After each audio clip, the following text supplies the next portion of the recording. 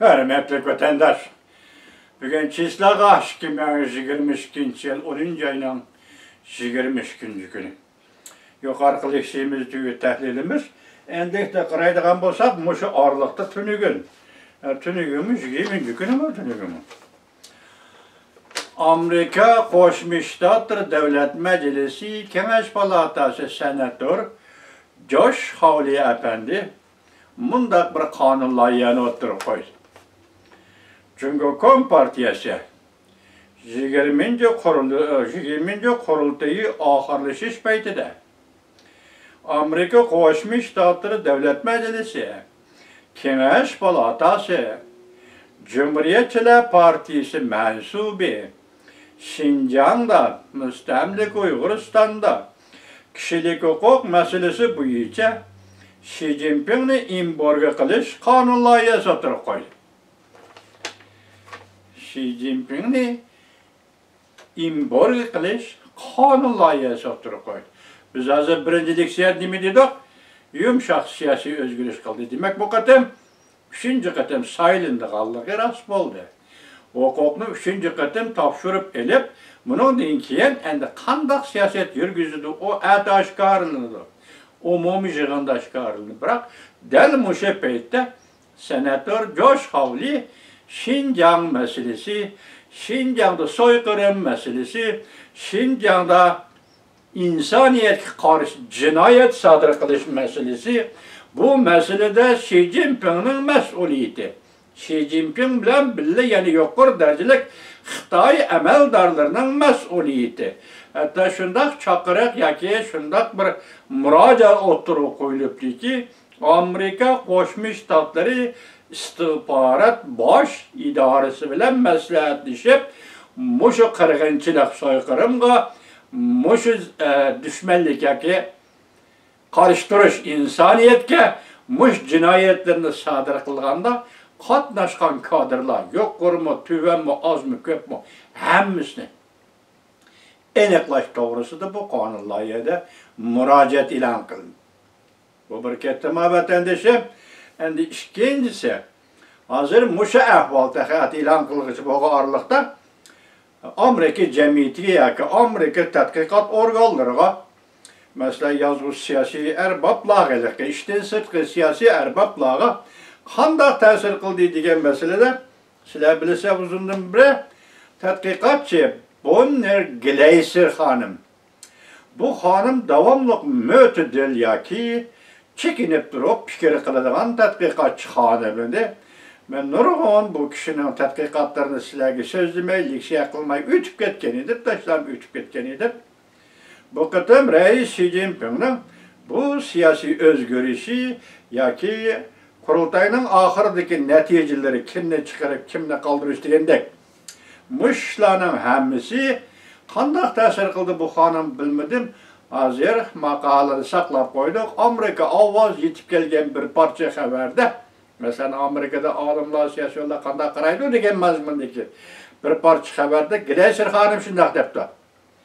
Endilikda Amerika Jungo munosabatining qarshilashish intayin keskin bo'ladi.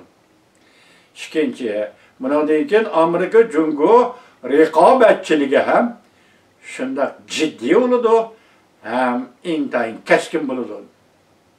Bu mo'tadil fikr qiladigan amerikalik tadqiqotchi Bonnie Gleiser xonimning fikri. Yana boshqalarning fikri bor, uni ata xudo xolisa sizlarga yetkazamiz vatandoshlar. Endi 3-masala. Oraliqda men sizlarga bir leksiya so'zlagan edim. Bu leksiyada qata tizib keldim. Wang Yang kim bo'ladi? Li Keqiang sekretar bo'ladi, bu deganlarni qator tizib keldim. Shunaqmi?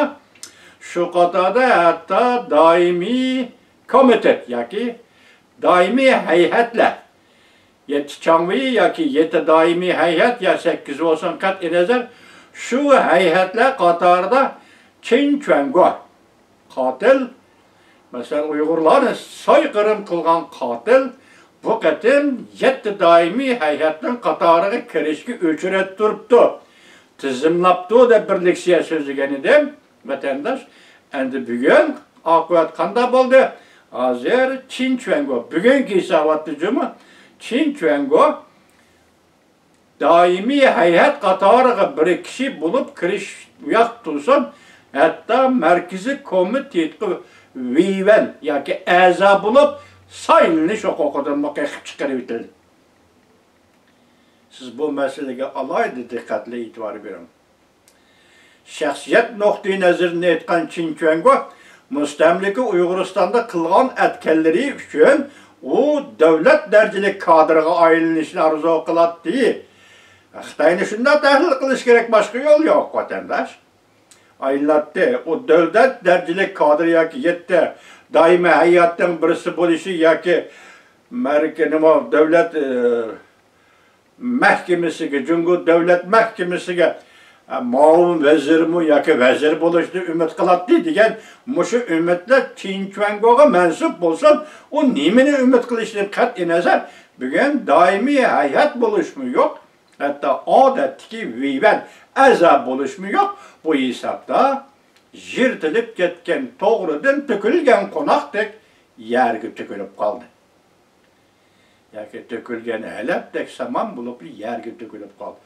Bundan siz Şinjan Uyghur Abdunum rayonida hozirgacha davomlashayotgan bu qatim qamal qilish bilan davomlashayotgan qirg'inchilik, och qo'yib qirg'in qilish, qamal qilib qirg'in qilish butun Uyg'uriston yoki Şinjan Uyghur Abdunum rayonining har qanday joyi mush holat Şinjan'da vaziyat bo'lib mustamlika Uyg'uristonda yurgizilayotganda shuni 5 yil ijro qilgan shu siyosatni Uyg'urni 5 yil so'yqirim qilgan Jungu Kompartiyasining gubernatori Şinjan Uyghur Abdunum rayoniga avatilgan gubernatori Çin Çuango bu da odatdagi vivan yoki a'zo Merkezi komitetga a'zo bo'lishdimi kelib qoldi hech bo'lmaganda 25 kishining birisi bo'lishdimi kelib qoldi deydi.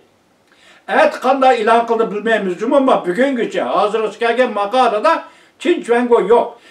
Yani nima o'zgarish bo'ldi Xudo biladi. Ko'rimiz uni bugungacha Çin Çuango yo'q.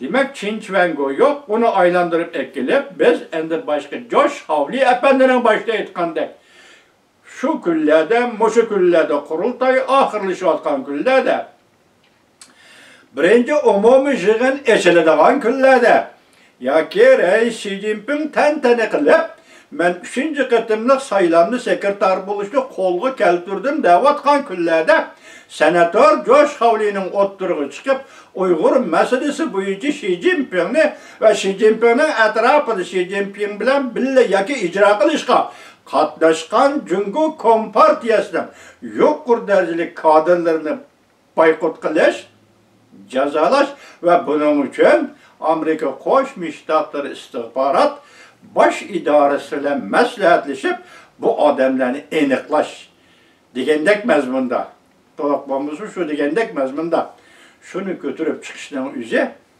endi bu siyosatda bu qatim endi Uyg'urlarga yani qanday Xudo Amerika tarafdan keladigan yaxshilik, Amerika tarafdan keladigan ko'ngil bo'lish, Amerika tarafdan keladigan yoki endi mushu kunlarda endi Uyg'ur to'g'risida siyosat belgilash tartiblari yetib keldimi deb o'zingiz savol qo'ysangiz, chunki bo'layotgan amaliyot shu bo'ldi.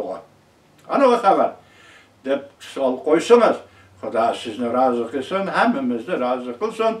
Amerika xalqini qat'iy niyatga elib kelsin. Bu davlat majlisi, biroq bu yerda hozir davlat majlisi navbati orom elishdi. Oldimizdagi 2 oy ichida saylan bo'ladi. Davlat majlisining bir qism a'zolari qayta yangidan saylanadi. Hozir senator Josh Havli o'tirib qo'ygan bu qonun loyihani 2 oylik vaqt qoldi deyli. Mushu oraliqda ovozga qo'yish mumkin bu masala senatda va yoki Avam palatasida. Buning o'zi bir savol vatandoshim. Biroq qanday qilishdan qat'iy nazar, agar mushu 2 oy ichida o'tirib qo'yilmasa, qayta qarab chiqilmasa, masalan senatorlarning umumiy yig'ini qo'yilmasami, kelar yili masalan yangi davlat majlisi a'zolari, yangi saylangan davlat majlisi a'zolarida yangi davlat majlisi ishga tushganda shunda qo'yiladi desangiz, bu mayli Lekin bir signal yetip geldi. Çediniz mi? Reis Xi Jinping sekreterlikka qayta saylanadigan bo'ldi. Senator Josh Hawley Şinjan Mustamlika Uyg'uriston deb Uyg'urlar va boshqa millatlar kishilik huquq masalasini ko'tarib chiqdilar emas, uning qonun loyiha qo'yib Xi Jinping va Xi Jinpingning atrofidagi mushu masalaga Uyg'urlarni soyqirım qilishga qatnashgan amaldorlarni embargo qilish, jazolash to'g'risida qonun loyihani o'ttirib qo'yilishini hammasini birlashtirib qarasangiz, vatandaşım bir noktada ko'nglingiz yo'rishi mumkin. Bir noktada Uyg'ur masalasi bo'yicha sizda ishonch paydo bo'lishi mumkin. Bir noktada endi voqea yetib keldi. Prezident Joe Biden hukumati Uyg'urlar masalasini ching tutib hal qilish bosqichiga kiramdi yoki kirdimi deb savol qo'ysangiz bo'ladi vatandaşlar. Endi yana Çalakağa yadır olsa, ben nurgun narsa o'ylagandim, hozir 2-3 masalani so'zladim, qolgani qilib qoldi. Alloh xolisi atikchi. Sizlar bilan so'zlashimiz vatandoshlar.